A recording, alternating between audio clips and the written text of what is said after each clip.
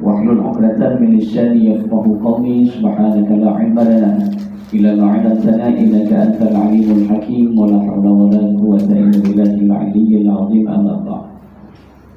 Ya syurati kepada barisan dan kuasa surau Andu Rasulullah Imam Pembilan Tuan Haji Muhammad Hajar, tuan-tuan hadirin dan hadirat yang dirahmati oleh Allah Subhanahu wa taala. Alhamdulillah, segala puji dan syukur kita panjatkan kepada Allah Subhanahu wa taala. Kita bersama pada malam ini, mudah-mudahan pertemuan dan perkumpulan kita menjadi pertemuan dan perkumpulan yang diberkati dan dirahmati oleh Allah Subhanahu wa taala. Menyambung pengajian kita daripada bulan yang lalu, iaitu berkenaan ibadah puasa. Maka kita sambung pada berikutnya bab yang kedua, iaitu berkenaan dengan rukun puasa. Bila sebut berkenaan dengan ibadah, pastilah ianya didasari oleh rukun. Setiap ibadah itu pasti ada rukunnya. Ada rukunnya, ada syarat-syaratnya. Maka bila juga dengan ibadah puasa, maka ibadah puasa itu ada 3 rukunnya. Ada 3 rukun berkenaan dengan ibadah puasa. Yang pertama iaitu berkenaan dengan niat. Bila sebut berkenaan niat ini, apa juga bentuk ibadah, amalan, mestilah didasari oleh niat. Innama a'malu binniyat. Sesungguhnya setiap amal itu tergantung kepada niat. Orang yang dia melakukan ibadah dan amalan itu tidak diniatkan, terutama sekali kerana Allah Subhanahu wa taala, maka ibadahnya itu tidak dikira oleh Allah Subhanahu wa taala. Dan maka dia jadi perbuatan yang bersifat biasa sahaja. Maka kalau kita nak ibadah kita itu ibadah yang sah, ibadah yang diterima oleh Allah Subhanahu wa taala, hendaklah didasari oleh niat, terutama sekali yang berkaitan dengan ibadah yang khusus, yang telah ditetapkan oleh Allah Subhanahu wa taala, ibadah yang difardukan oleh Allah Subhanahu wa taala. Begitu juga dengan ibadah berkaitan dengan ibadah puasa. Maka niat ini adalah rukun yang pertama. Baik. Dalam mazhab kita, mazhab Imam Asy-Syafi'i, maka kita ni wajib berniat setiap malam. Wajib kita berniatnya setiap malam. Setiap malam pada bulan Ramadan. Dan tempoh melaksanakan niat tersebut adalah daripada terbenamnya matahari, iaitu masuknya waktu maghrib, sehinggalah sebelum terbit fajar, iaitu sebelum masuknya waktu subuh. Itulah tempoh yang sangat panjang. Daripada waktu kita berbuka itu sampailah pada waktu kita bersahur ataupun masuknya waktu subuh. Itu adalah waktu yang panjang untuk kita melaksanakan niat. Itu peliklah kalau orang kata aku lupa nak niat. Punya panjang masa tu yang Allah bagi sampai dia lupa berkenaan dengan niat. Maka dalam mazhab kita, mazhab Imam Asy-Syafi'i, maka wajib berniat itu pada setiap malam. Manakala dalam mazhab Imam Malik, mazhab Maliki, Imam Malik mengatakan bahawa boleh berniat puasa Ramadan itu dilakukan pada malam yang pertama Ramadan. Berniat sekalian ataupun berniat keseluruhan Ramadan, berniat untuk berpuasa pada keseluruhan ataupun sekalian daripada hari-hari pada bulan Ramadan, boleh dilakukan pada malam yang pertama. Makanya kita yang bermazhab Syafi'i, maka kita boleh bertaklid dengan mazhab Imam Malik. Sebab itu biasa menjadi kebiasaan kita di negeri Johor, bila malam yang pertama itu selepas saja habis solat sunat witir, dan imam sahaja akan mengingatkan berkenaan kalau malam pertama Ramadan, imam akan mengingatkan berkenaan supaya berniat untuk kesekalian Ramadan. Nawaitu sawma Ramadana kullihi lillahi ta'ala. Saya aku berpuasa Ramadan keseluruhannya, sekaliannya kerana Allah Ta'ala. Dan niat itu, niat sekalian Ramadan hanya boleh dilakukan hanya pada malam yang pertama sahaja. Tak boleh malam kedua, malam ketiga tak boleh. Malam pertama lupa, malam kedua ingat tak boleh. Dia hanya boleh dilakukan pada malam pertama saja. Kalau malam pertamanya lupa, tak ada lagi lah. Malam 2, 3 tak ada. Maka pilihannya apa? Berniatlah pada setiap malam. Apakah kelebihannya bagi mereka yang telah berniat sekalian Ramadan?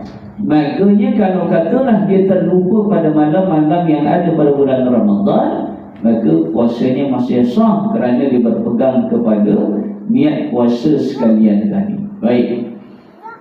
Persoalan bagi orang perempuan yang dalam keadaan uzur. Baik. Kalau katalah dia uzurnya pada malam pertama Ramadan. Malam pertama Ramadan, hari pertama tu dia dah uzur. Malam pertama Ramadan dia uzur. Bila mana dia uzur, kemudiannya hari kedua dia suci, dia bersih. Boleh tak dia berniatkan Ramadan pada malam kedua? Boleh ke tidak?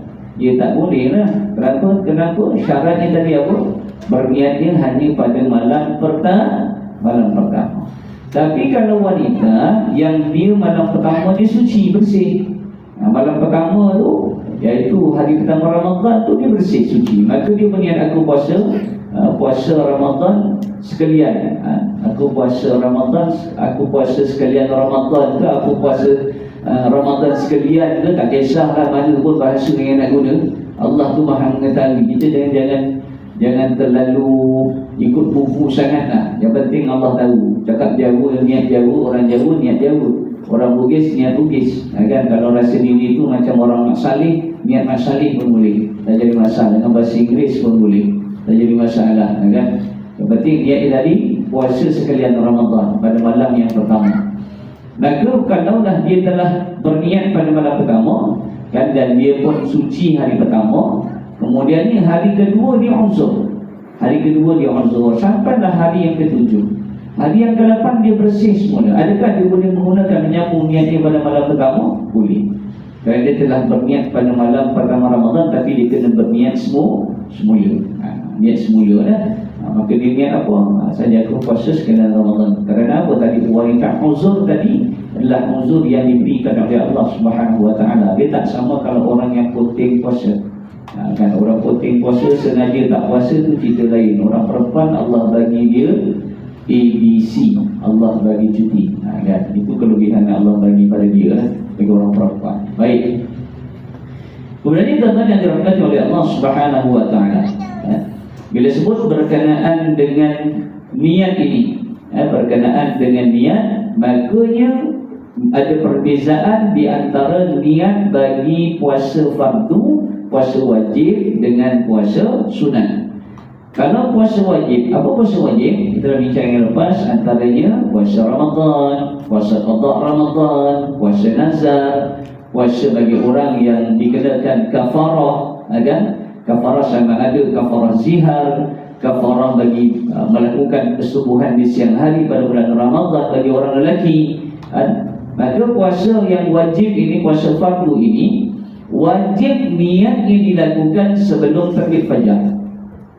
Dia wajib berniat sebelum terbit fajar. Sebelum subuh dia kena niat. Dan niatnya bersifat jazam. Dia tidak boleh dicampur adukkan dengan niat yang lain. Saja aku puasa qada Ramadan dan Rejab, tak boleh, kan? Saja aku puasa qada Ramadan dan puasa sunat Isnin pun tak boleh. Kerana puasa yang wajib itu sifatnya jazam, dia kena bersifat tunggal. Kan kalau orang tanya kau puasa apa? Aku puasa qada Ramadan. Walaupun puasa itu dibuat pada bulan Rejab. Jadi macam mana? Ulama membahaskan bagaimana keadaan bagi orang yang dia nak puasa qada Ramadan, dalam masa yang sama dia nak juga dapat pahala puasa sunat Rejab, katalah di bulan Rejab. Makanya apa? Jazamnya ataupun sifat utama bagi niat tadi mestilah puasa yang fardu tadi. Puasa apa? Puasa qada Ramadan. Jauh dalam sudut hati kita. Niat ni duduknya dekat sini, duduknya dekat hati. Orang tanya puasa apa ni? Aku puasa qada Ramadan. Dalam hati kita ini bulan Rajab, puasa sunat Rajab. Hari itu hari Isnin, puasa sunat Isnin. Hari itu hari Khamis, puasa sunat Khamis. Hari itu hari bulan Syaban, puasa sunat Syaban. Yang tak boleh maknanya digabungkan puasa tadi dengan niat yang tadi, niat yang utama tu digabungkan. Saja aku puasa qada Ramadan dan saja aku puasa qada Ramadan serta yang itu tak, yang itu tidak boleh. Puasa fardu sifatnya kena jazam, sifatnya kena tetap, kan? Dia tak boleh digandingkan. Dan saya kata dalam jauh dan sudah tiket tu, ya, ini bulan Rajab puasa sunat Rajab. Cuma je kalau orang tanya puasa apa? Puasa qada. Baru saya kata kalau orang yang nak nak buat puasa sunat tapi dalam masa yang sama dipikir-pikir zaman dia dulu kan umur baligh ni 11 tahun 12 tahun ni dah balik. 11 tahun 12 tahun dulu kalau kita kita fikirkan umur kita 12 tahun 13 tahun agak-agak cukup tak puasa kita? Puasa kita cukup tak? Sedangkan itu dah umur baligh tu, umur yang wajib untuk ibadah. Kalau tinggalkan berdosa. Bagi orang yang dia tidak ada tanda-tanda baligh, kalau katalah dia tak ada tanda baligh, bagi orang lelaki tanda baligh ada dua, keluar air mani dan juga yang kedua tumbuh bulu pada kemaluan. Kalau orang perempuan dia mudah haid. Tapi kalau katalah tanda baligh tu tak ada, yang lelaki tu tak pernah mimpi, tak ada bulu yang tumbuh, yang perempuan tak datang haid, ya. Maknanya dikatakan bahawa dalam ilmu fiqh waktu ataupun umur maksimum bagi seorang wanita itu didatangi haid adalah 15 tahun. Kalau katalah dia tidak ada tanda baligh, maka cukup saja umurnya 15 tahun dia dikira baligh. Walaupun dia tak ada tanda, haidnya tak datang, yang lelaki tadi tak keluar mimpi sampai keluar air mani, tak ada tumbuh bulu pada kemaluan, umur 15 itulah umur maksimum. 15 dah wajib ibadah. Tapi kalau orang yang hormonnya stabil dan sebagainya, biasanya umurnya tadilah, kalau yang lelaki 11, 12, perempuan ramai kan 12 tahun, 13 tahun dah balik dah. Cuma kalau tak ada tanda, umurnya 15 tahun itu adalah umur balik. Tapi kebiasaannya dia akan lebih awal daripada umur tersebut. Maka kita fikirkan kita ni memang banyak hutang dengan Allah. Puasa tu hutang dengan Allah, bukan hutang dengan manusia. Hutang dengan Allah yang wajib ditunaikan. Maka wajib untuk kita qada. Maka nak puasa sunat, boleh puasa sunat, tapi jazamnya, yang utamanya, yang kena tetap adalah puasa qada. Walaupun di masa ada bulan Rajab kan, ataupun Isnin Khamis kan, yang pertama kita niat apa? Puasa qada Ramadan. Puasa qada. Tanya suaminya tanya puasa apa? Puasa qada. Orang tanya puasa apa? Puasa qada.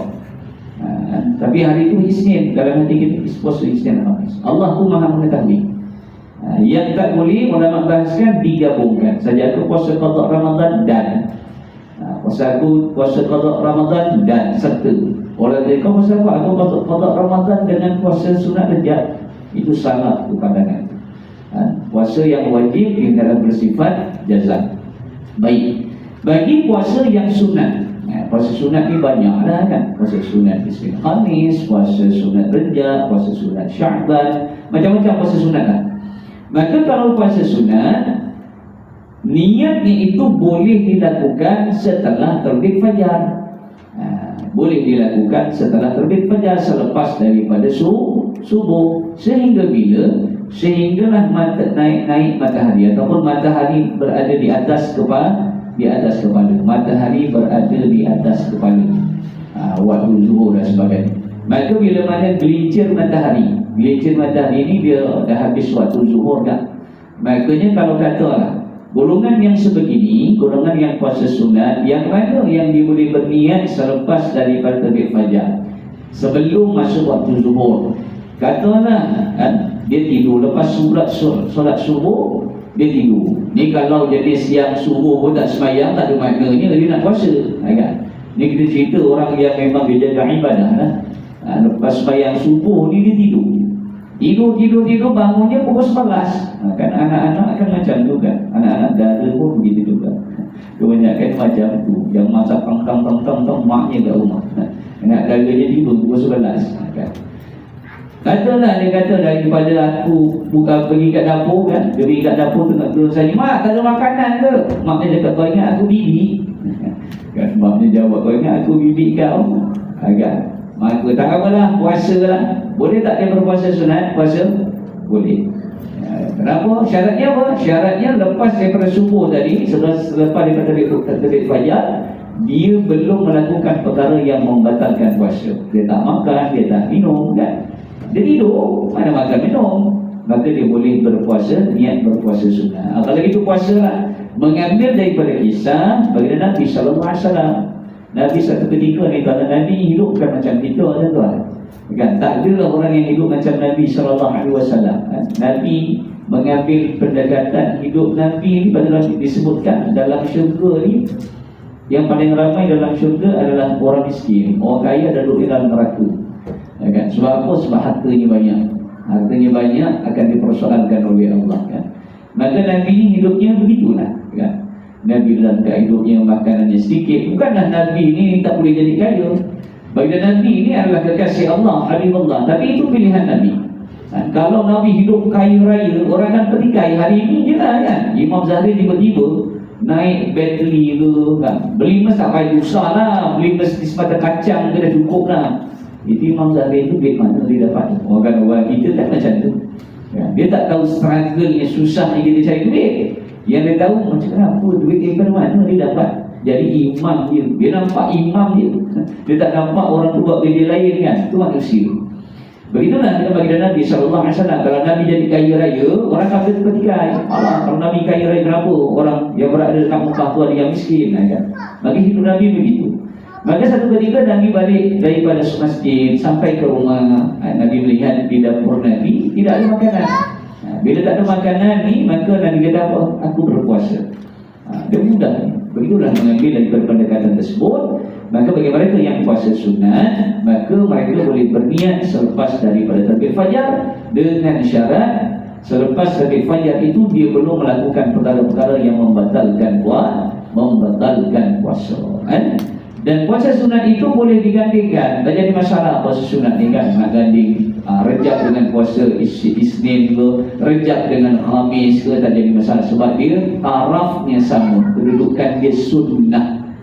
Tapi kalau yang tadi dia wajib kan, wajib dengan sunat tak sama. Wajib di sini, sunatnya di sini. Tiba-tiba kita nak letak puasa jaru, puasa qada Ramadan dan puasa sunat Khamis, letak sama taraf, boleh ke? Dia tak sama lah. Dia takkan sama Baik. Begitu juga tuan-tuan yang dirahmati oleh Allah Subhanahu wa ta'ala. Bagi puasa-puasa sunat ini, dia ada beberapa perkara yang perlu kita lihat, yang biasa jadi pertanyaan lah, ataupun jadi khilaf di kalangan masyarakat kita, iaitu berkenaan dengan niat tersebut. Biasa kita niat apa? Niat yang kita nawaitu sauma ghadin an adai fardhi syahri ramadhana hadhihi sanati lillahi. Itu namanya lafaz. Itu lafaz, itu bukan niat, kecuali orang Arab. Kan? Orang Arab lain kan, dia faham, dia sebut dia faham. Kita ni sebut tapi tak faham. Kan? Maka itu jadi lafaz. Niat tu mana? Niat duduknya di dalam dekat hati kita, niat ni. Niat. Tapi kalau tuan-tuan faham nawaitu sama ghadin pun boleh jadi niat. Tapi niat tu kena ingat, niat tu di hati duduknya. Maka kalau niatnya apa? Saja aku puasa Ramadan esok hari. Ada orang kata tahun ini tak wajib. Yang wajib mana? Aku puasa Ramadan esok hari. Selesai. Ataupun tuan-tuan, ada orang tanya, begitu juga kalau dia bangun tidur pukul 5 dia makan. Dia sahur kan? Dia bangun sahur kan? Pukul 5 pagi. Sekarang ada tak tuan-tuan, ini bulan Rejab ni yang sarapan pukul 5? Ada kat sini? Tak ada. Bulan Syakban ke, bulan-bulan lain ke, saya sarapan memang pukul 5 pagi sah. Makan. Ada yang sarapan kat sini pukul 5? Tak ada kan? Ramadan je kita sarapan pukul 5. Maksudnya apa? Kita bangun tu bulan Ramadan pukul 5 pagi, ibu-ibu kan, mak-mak tu ketang ketung kat dapur tu buat apa tu? Saja-saja je dia. Bulan Ramadan saja je dia nak masak, lepas tu makan. Tak ada maknanya kalau boleh tidur lagi bagus kan? Makanya kenapa bangun tu? Sebab nak puasa esok. Kan? Maka perbuatan kita bangun itu pun kita makan. Yang mak jangan ketang ketungnya tapi tak makan, kecuali kalau uzur lah. Kemudian makan. Kita makan tu waktu pagi pukul 5 pagi sebelum subuh. Tujuan ni apa? Tujuan ni nak puasa lah. itu pun dikira sebagai niat. Innama a'malu binniyat. Niat ni duduk kat sini. Niat ni duduk dekat hati. Kita tengok orang, kita ada niat saja aku tengok mak janda tu cantik. Mana ada? Tak ada kan? Tengok lagi sekali kan. Dia niat ni duduk dekat sini. Dia tak ada sahaja aku, tak ada kan? Itu adalah lafaz. Niat ni duduk dalam hati. Apa yang kita buat, apa yang kita lihat, itu adalah niat. Macam sembahyang lah ya. Waktu maghrib agak tadi Allahu Akbar. Niat apa? Aku solat maghrib, aku solat fardu maghrib. Itu kan niat. Orang Arab lagi lah lari Allah. Sebab apa dia datang mudah? Memang dia sembahyang maghrib. Waktu maghrib takkan sembahyang isyak. Memang waktu maghrib sembahyangnya maghrib lah. Waktu subuh sembahyang mesti subuh. Lagi mudah kalau orang faham, dia takkan susah kan. Kita ni yang susah sangat bila niat. Allah Allah 3-4 kali susah betul. Kan? Lepas tu kena faham berkenaan ilmu fiqh. Lepas tu al-ilmu imamul amal. Ilmu itu imam kepada amal. Kita nak beribadah, nak amal, didahului oleh ilmu. Kalau kita tahu berkenaan bab niat, senang aja rupanya niat. Dan aku solat fardu zuhur ni waktunya zuhur. Allahu Akbar, solat fardu zuhur selesailah. 4 rakaat kan, ikut imam. Itu semuanya adalah itu semua adalah sunnah. Ambil yang wajib. Baik. Itu berkenaan dengan ni. Ada soalan berkenaan niat sebelum saya pergi soalan yang lain. Ada tuan? Ada kan? Baik. Saya pergi dekat rukun yang kedua, iaitu menjaga perkara-perkara yang membatalkan puasa. Rukun yang kedua ni, dia kena jaga perkara-perkara yang membatalkan puasa. Itu rukun yang kedua. Maka perkara yang membatalkan puasa di antaranya satu, iaitu persetubuhan. Lepas tu kena faham berkenaan dengan persetubuhan. Ini bukan perkara tabu. Tabu ni apa? Perkara yang memalukan tak. Kita belajar ilmu fiqh kan. Kalau khusus kahwin tu lagilah melucah-lucah yang ceramah tu. Kan? Itu yang kata usah lucah apa benda ni. Khusus kahwin kan keluar dekat dalam Facebook. Dan namanya khusus kahwin, bukannya khusus memasak. Tajuk yang dibagi itu tajuk berkenaan adab suami isteri. Dekat situ kan tu adab persetubuhan suami isteri. Takkan nak cerita macam mana? Nak cerita macam mana tak? Memang dia kena ceritanya macam tu. Kalau kita cerita berkenaan khusus masak, ceritanya bab garam gula. Bab khusus kahwin ceritanya itulah kan? Baik. Maka bila kita sebut berkenaan persetubuhan, apakah persetubuhan? Patut kena faham betul-betul. Persetubuhan itu apabila berlakunya kemasukan kemaluan lelaki pada had hasyafah. Had hasyafah tahu had hasyafah orang lelaki. Dia kena tanya orang lelaki, bukan tanya orang perempuan. Had hasyafah tu ada pada lelaki. Ya. Had hasyafah tu apa? Had kepala kemaluan. Had lihir itu, kat lihir. Dia ni lah ni kadar ni, dia ada had dia ni kan, had hasyafah. Kalau melepasi kemasukan kemaluan lelaki itu melepasi had hasyafah lebih daripada kepalanya, daripada bahagian lehernya, barulah dikatakan berlakunya persetubuhan. Itu kena faham.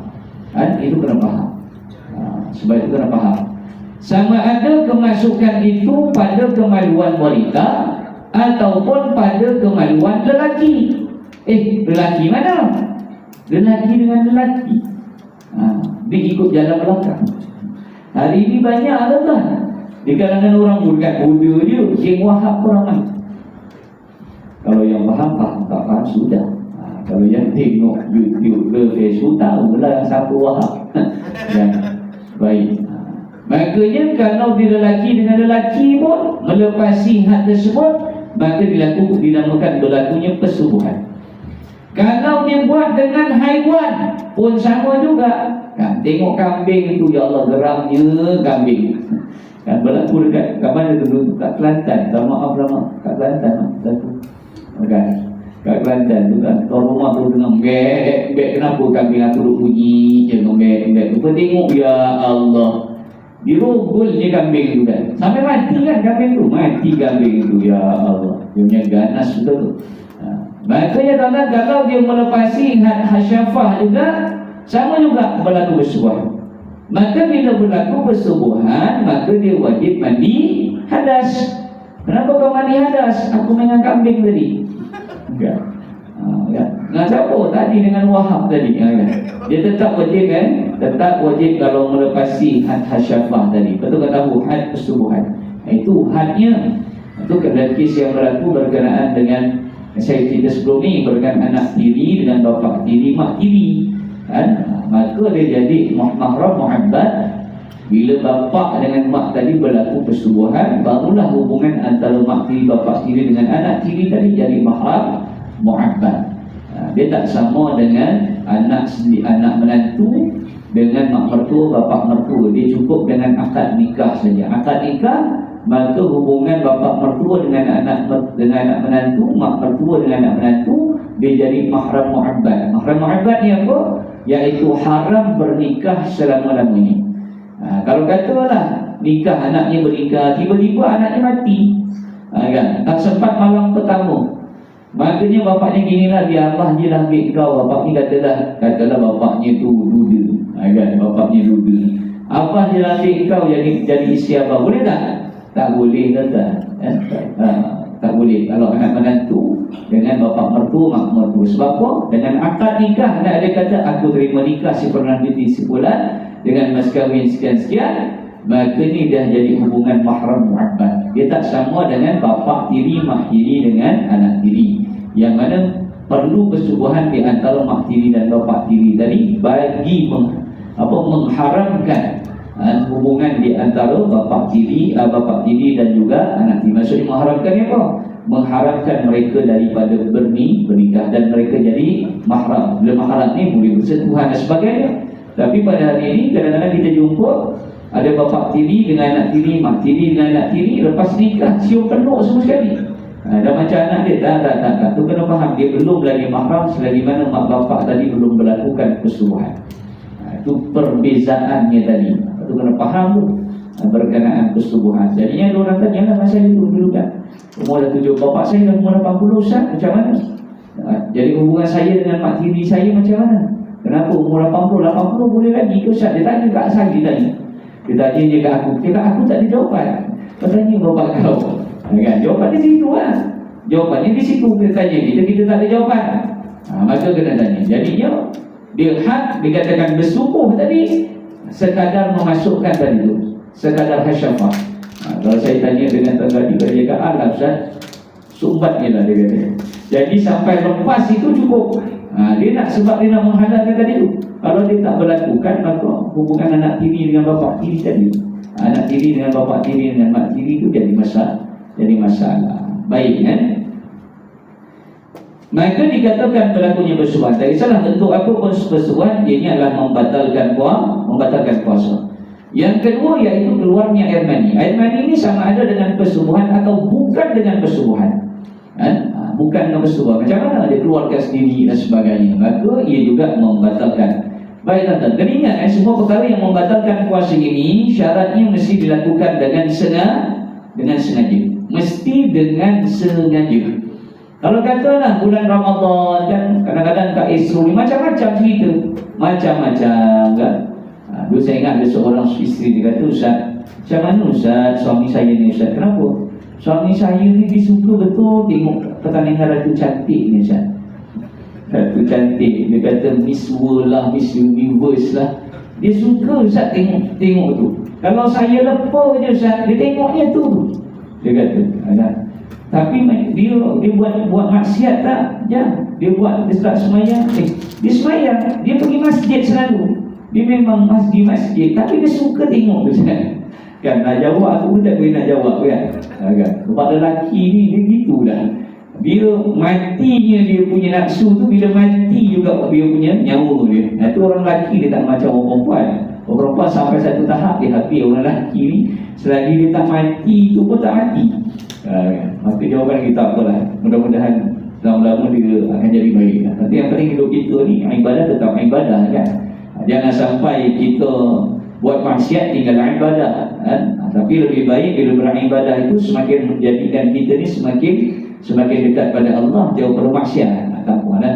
Saya kata doa je lah, ya, baik-baik mudah-mudahan. Tapi untunglah, dia memang pergi masjid Ustaz, setiap waktu pergi masjid. Tapi dia lupa yang itu, dia suka tengok. Yelah, orang lagi kan suka tengok keindahan yang cantik-cantik, dia suka tengok. Baik. Makanya kemudian apa lagi tuan-tuan? Iaitu yang membatalkan puasa. Di antara perkara yang membatalkan puasa juga ialah bila mana muntah. Muntah ni pun dengan sengaja. Muntah dengan sengaja. Macam mana muntah dengan sengaja? Ambil jari jolok sampai keluar. Naik kereta, ada orang naik kereta, hidupkan aircon, mabuk, muntah. Batal tak puasanya? Ya tidaklah. Apa lagi? Wanita yang pada awal kehamilan, awal dia mengandung, mual-mual muntah. Batal tak puasanya? Ya tidaklah. Orang tengok orang muntah, dia pun muntah, ikut muntah. Kan? Ada orang dia macam tu. Macam orang lelaki lah, kan? Badan gagah perkasa. Saya biasa berkuda dekat hospital, gagah bergabung dengan nurse di hospital Kulai tu kan. Dia punya sister dan sebagainya. Cerita lah berkenaan dekat Dewan Bedah. Al-Arsyad kadang-kadang badan sadar, muka garang. Bila bini bersalin, dia yang pingsan, menyusah dia. Lepas tu dia setengah hospital yang besar lah, macam Sabtu Bahar, Saja Baru. Dia suami yang nak temankan isi di Dewan Pembedahan di labor room, dia ada kursus.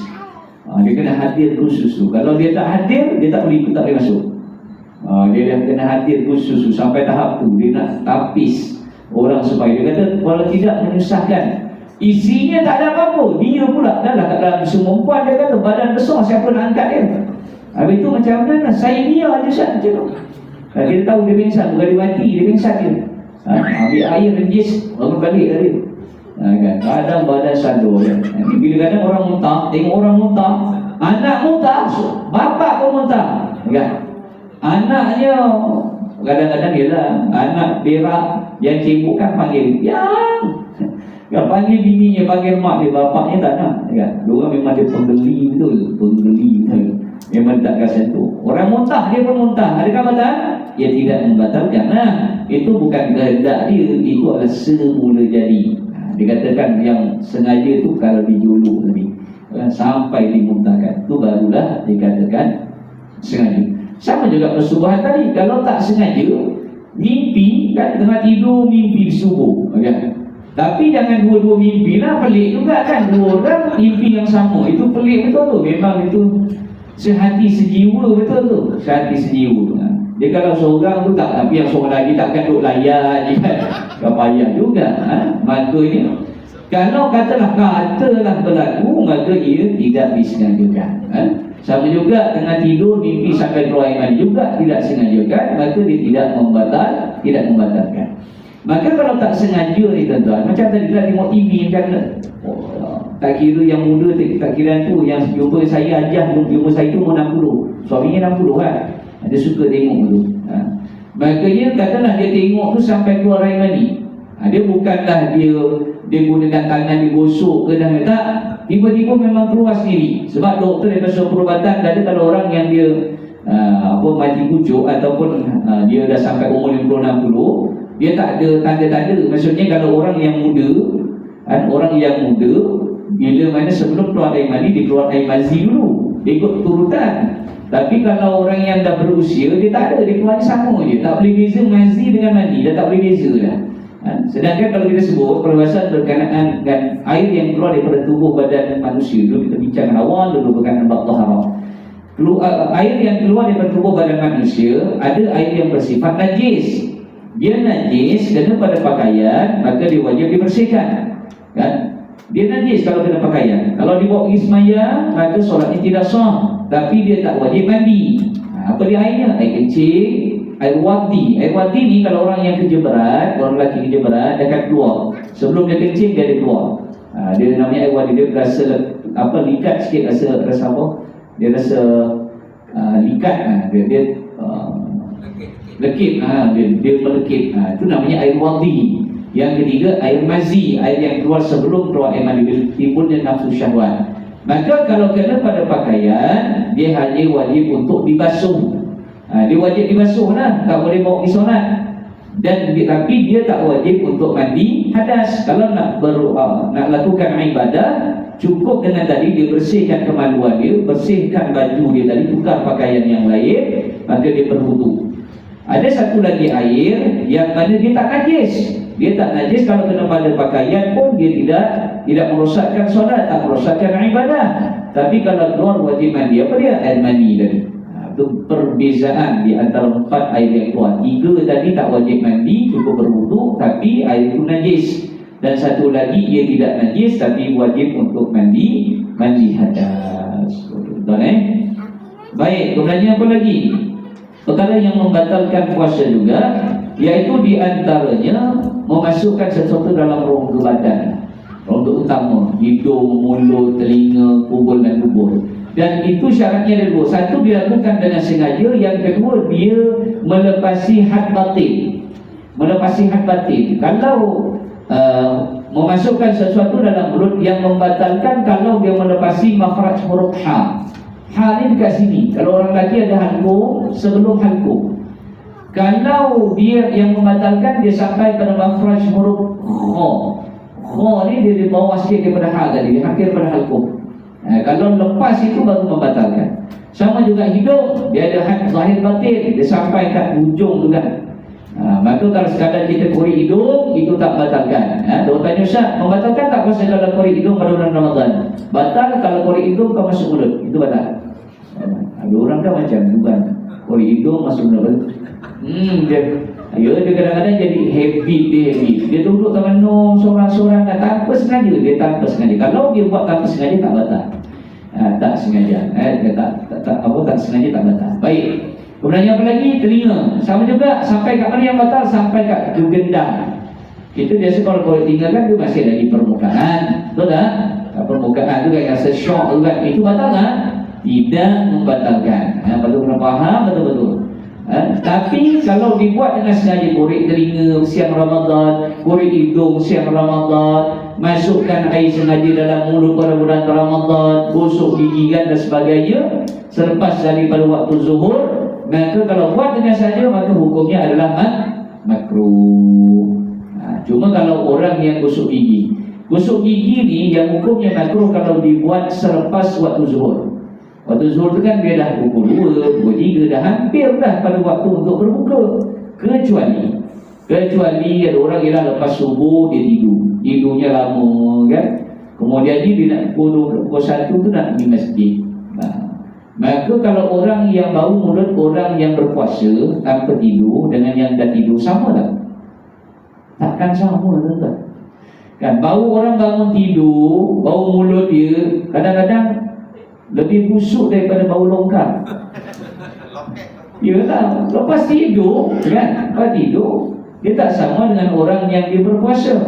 Bau harum seperti bauan kasturi yang disebutkan oleh baginda Nabi SAW ini bila orang yang berpuasa, dia berpuasa. Tapi bukan dia tidur memanjang, dia tak. Kalau dia tidur pun cukuplah tidur pukul 12 kan. Qaidullah. Sebab nak bangun malas sekejap dia tidur, mungkin 15 minit, 20 minit ya. Ini kalau daripada pagi, subuh tu sampai pukul 12, kadang lubang jamban tu pun baunya lagi sedap daripada mulut kita kan. Lepas tu hembus kat orang pula, dekat isi. Cuma bau mulut abang bau kasturi. Bukan bau kasturi, tu memang bau lubang jamban kan? Bau lubang jamban. Kalau malaikat tu boleh maki, dia maki dia kan. Maka kita tak jaga. Tapi kalau katalah kita tak ada benda yang tadi lah, bukan sebab tidur dan sebagainya, tidur kali gosoklah gigi kan, ataupun paling tidak kumur-kumur lah. Sebab apa? Kita kena jaga hubungan kita dengan orang lain. Sembahyang pergi masjid di surau kan, masa tu ngantuk kan, sebelah ya Allah, member kat sebelah tahan. Ini dah bulan puasa kan, muntah kan tak pasang kan. Lepas tu kita kena jaga lah adab di situ. Tapi kalau katalah kita ni berpuasa, kurang tidurnya, maka kalau kita sengaja untuk berus gigi selepas daripada waktu zuhur, maka hukumnya adalah sebelum waktu zuhur. Maka kalau dah bangun tidur sebelum zuhur, usul tidak ada masalah. Itu lebih afdal lah. Sebab kita nak jaga tadilah hubungan kita dengan masyarakat orang lain dan sebagainya. Begitu juga memasukkan sesuatu dalam kubur dan dubur. Sama saya sebutkan tadi, hadnya adalah had musyafah. Baik, perbahasan dalam ilmu perbahasan. Orang lelaki yang kadang-kadang orang lelaki bila masuk hospital, dia mungkin dia dah terlantar dan sebagainya, dia tak boleh nak kencing, tak boleh bila air, maka dia akan masukkan salur dekat undi kencing. Baik, adakah dia membatalkan? Dia tidak membatalkan, kerana dia tidak melepasi pada had mati. Begitu juga ada sakit hospital yang dia tebuk di atas daripada pundi. Sebab apa? Nak keluarkan najis. Kalau air kencing cukup kalau pundi kencing lah, kalau orang lelaki. Tapi kalau nak keluarkan najis yang lain, najis apa, buang air besar tu, maka dia kena pakai bag kolostomi. Dia akan tebuk di atas daripada perut tu, dia akan tebuk kat situ. Baik, adakah membatalkan sekiranya dimasukkan adat tersebut pada siang hari bulan Ramadan? Dia tidak membatalkan. Sebab apa? Dia tidak melalui rongga-rongga yang rongga-rongga utama. Sebab dia tebuk dekat perut, bukan tebuk dekat kemaluan. Begitu juga dengan orang yang ambil injection pada bulan Ramadan, injection dia juga tidak membatalkan kerana dia melalui ni rongga-rongga kulit. Kecuali kalau orang yang ambil nutrisi, contoh macam ahli sukan kan, ahli sukan dia kalau nak kuat, dia ada ambil suntik kan, apa suntik dia? Bekas itu bukan nak ambil jalan, dia ada untuk makan, untuk tambah dia kekuatan dia tu pada bulan Ramadan. Kadang-kadang tengok orang ahli sukan bulan Ramadan pun dia boleh main. Dia macam cecair lah yang disuntik, supaya dia tahan lapar dan sebagainya. Itu kalau dah dia menambah tenaga, mengenyangkan, walaupun dia tak masukkan melalui salur yang utama, rongga utama, dia tetap membatalkan. Kenapa? Dia menambah daripada sudut tenaga. Kita bagi laluan tu Azhar Isyak.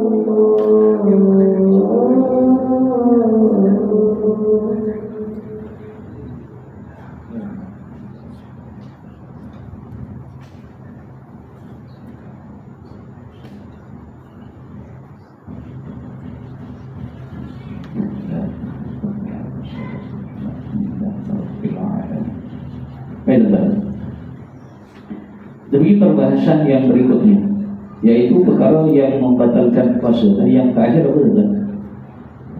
Berkata apa tadi? Lupa pula. Apa? Imam pun lupa. Apa buat? Bukan. Abang ingat subuhan. Kita sampai pada tadi kan, dari sudut perubatan ya, dari sudut perubatan.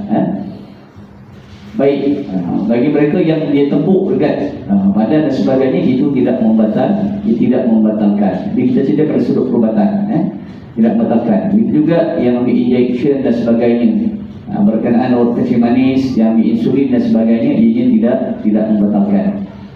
Tapi dia juga di situ ada perbahasan di kalangan para ulama, kalau boleh diambil insulin itu sebelum daripada waktu bersahur, itu lebih baik. Kerana kalaulah insulin itu boleh menambah tenaga, dia boleh menyebabkan kekenyangan, maka ialah membatalkan. Insulin kecil manis dia boleh buat kenyang. Dia buat insulin tak? Dia tak pasti jauh dah. Dia boleh injek insulin terus kenyang, terus tenaga jadi kuat ke? Tak kan? Dia tak jadi kuat. Lepas tu perbahasan ada pandangan ulama mengatakan dia tidak membatalkan puasa. Begitu juga berkenaan dengan mereka yang pakai inhaler, yang ada penyakit semput, penyakit semput dan sebagainya. Inhaler ni dia dua. Satu inhaler yang one push kan, sekali ataupun dua kali sedutan, ataupun yang dia satu lagi inhaler pakai oksigen lah. Yang itu lagi berterusan. Dia pergi kat klinik dan sebagainya, dia masukkan gas kan. Yang itu batal lah, sebab dia berterusan, dia punya oksigen yang masuk dalam badan kita, dalam perut tu dia berterusan. Yang itu confirm batal. Ni kita nak cerita yang pakai inhaler tu, yang pakai inhaler satu dua kali tembakkan. Baik, dekat situ ada dua pandangan ulama. Satu pandangan mengatakan bahawa iaitu ianya adalah membatalkan. Dia membatalkan. Kenapa? Dalam hujah yang dikeluarkan oleh pihak Kementerian Kesihatan, kalaulah penggunaan inhaler itu tidak digunakan dengan betul. Dia kata kalaulah penggunaan inhaler itu tidak digunakan dengan betul. Saya tak pasti macam mana orang pakai inhaler ni, saya tak ada pengalaman nak guna inhaler tu.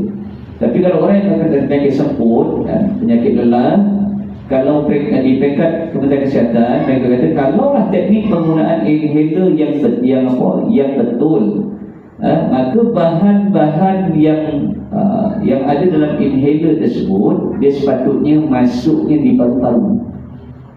Sebab dia hanya untuk apa pakai inhaler tu? Untuk memudahkan pernafasan. Dia buka daripada sudut pernafasan.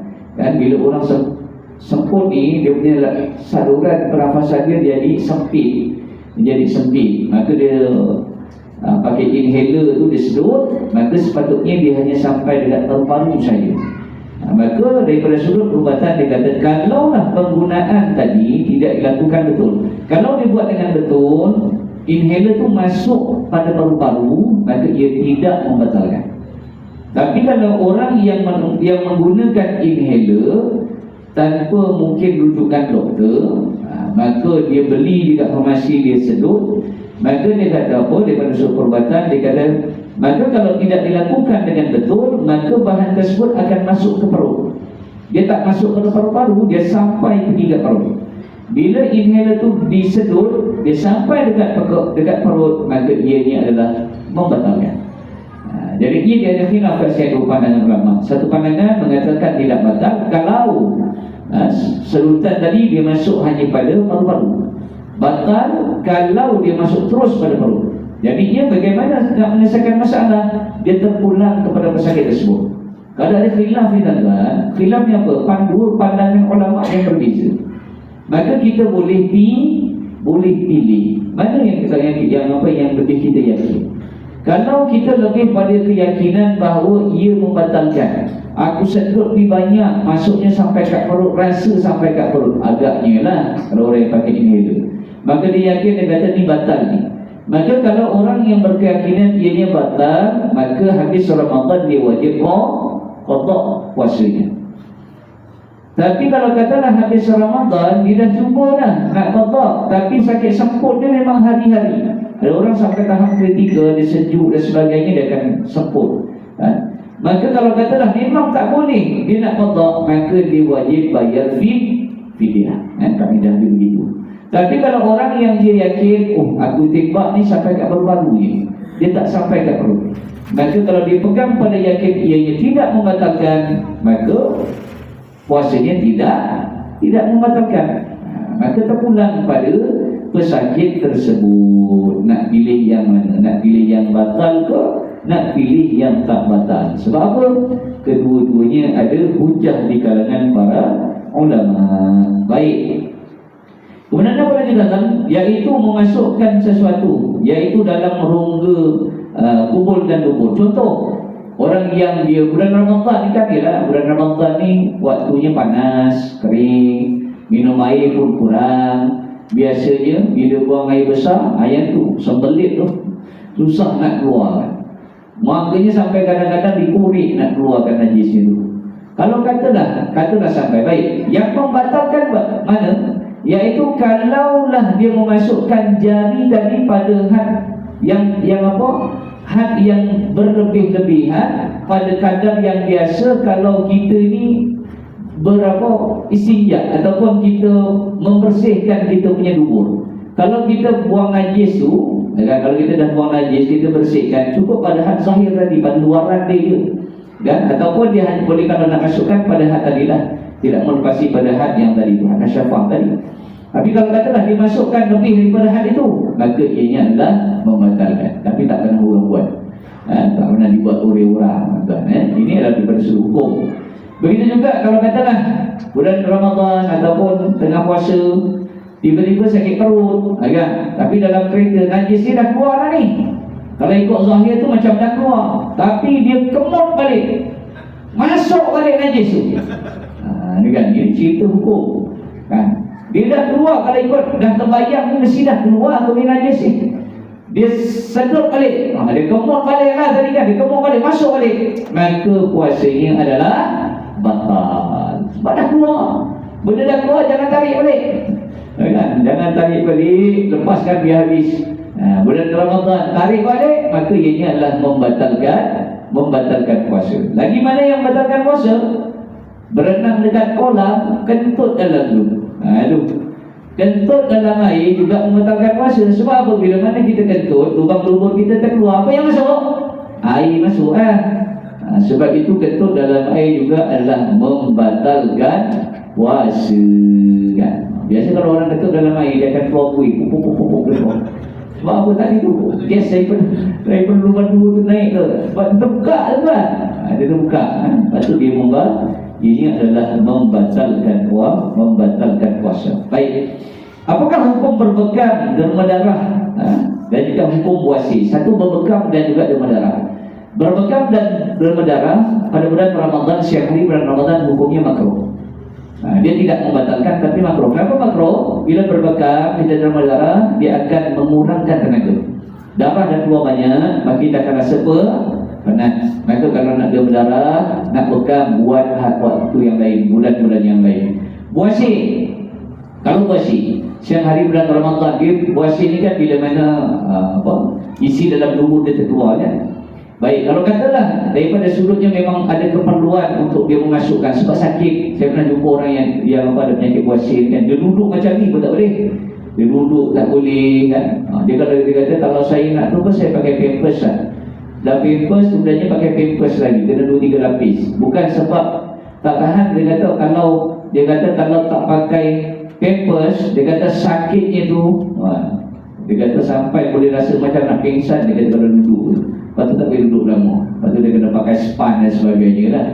Jadinya dia punya tak kena pada lubang lubur. Maka kalau dia ada kepentingan untuk dia memasukkan semula daging yang terkeluar tadi, maka dia tidak membatalkan. Kerana itu dikira sebagai satu keuzuran. Baik. Kemudian apa lagi, iaitu berkenaan dengan kesimpulan. Kesimpulan yang terakhir. Satu lagi iaitu berkenaan dengan tahap. Tengah-tengah bulan Ramadan, kahaknya keluar. Biasa kan macam tu, kan? Malam minum air sejuk banyak sangat, kemudiannya siangnya memang ada kahak. Kalau kahak yang keluar dah sampai pada anggota yang kawasan yang zahir, sampai kat rongga mulut, telan balik, batal. Betul kalau kata dah kahak tu dah sampai dah keluar, buat apa? Kena buang. Kena buang, bukan telan balik. Orang lagi dah telan. Tapi bulan Ramadan tengah sembahyang pula tu kan. Tengah sembahyang, kan nak buat apa? Tengah sembahyang, kahak dah keluar ni. Kau nak kumpul kat situ kan, nak baca Fatihah macam mana? Tak boleh. Maka pilihannya kadang telan batal. Maka nak buat apa? Keluar, buang dia punya kahak tadi. Kahak tu jangan sampai jalan. Kalau air liur lain, air liur yang tak bercampur dengan unsur yang lain, dia tidak batalkan. Tapi hukumnya main air liur bulan Ramadan, hukumnya makruh. Tapi kalau keluar air liur, tiba-tiba ada lebihan pada celah-celah gigi, rasa masin ada, rasa manis ada, telan, batal. Maka kalau berlaku macam itu, rasa lain macam, buang. Yang itu adalah perkara. Tapi syaratnya tuan-tuan, apa juga yang kita bincangkan tadi, syaratnya mestilah dilakukan dengan sengaja. Syaratnya sengaja satu. Yang kedua, iaitu melepasi pada had zahir. Dia syaratnya begitu. Yang ketiga, dia memang dilakukan dengan usaha memang untuk membatalkan. Kalau dia tidak ada usaha, contoh yang tadi itu kan, keluar air manis sebagainya, dia cerita tiba-tiba keluar, yang itu tidak membatalkan. Kerana dia tidak dilakukan dengan sengaja. Yang kemudiannya apa lagi yang terakhir lagi, banyak terakhir, iaitu berkenaan dengan persoalan, iaitu melakukan persubuhan ketika mana terbit fajar sadiq. Waktu subuh ni ada dua terbit fajar. Satu namakan terbit fajar kazib. Fajar kazib ni, kalau tuan-tuan pergi Mekah, dekat negara Arab, azan subuh ni berapa kali? Dua. Azan yang pertama ada disebut sebagai fajar kazib. Fajar kazib belum masuk waktu subuh. Dia belum masuk waktu subuh. Dan waktu itu masih boleh makan kalau orang berpuasa. Yang kedua namanya fajar, disebut sebagai fajar sadiq. Fajar sadiq masuknya waktu subuh. Dia boleh sembahyang subuh, tapi orang yang berpuasa dia tak boleh makan. Perbahasannya bagaimana kalau orang yang sedang berjima dan ketika itu terbitnya fajar sadiq. Apabila azan surah An-Nur, azan Allahu Akbar, dia pula tengah yang itu kan. Persoalannya nak buat apa ni? Maka kalaulah ketika Allahu Akbar cepat-cepat dia tarik, maka dia tidak membatalkan puasa. Tapi dia kata, alah rugilah, dah halang-halang jalan terus. Yang itu adalah membatalkan, bahkan hukumnya berdosa. Sengaja tinggalkan puasa pada bulan Ramadan, malam tu panjang, ujung-ujung juga yang nak dibuatnya. Dan wallahu a'lam. Kita tunggu lagi dalam minggu akan datang, bincang perbahasan berkenaan dengan puasa insya-Allah. Aku qali hadza wa astaghfirullah al-azim li wa lakum wa billahi taufiq wa hidayah. Wassalamu alaikum warahmatullahi wabarakatuh.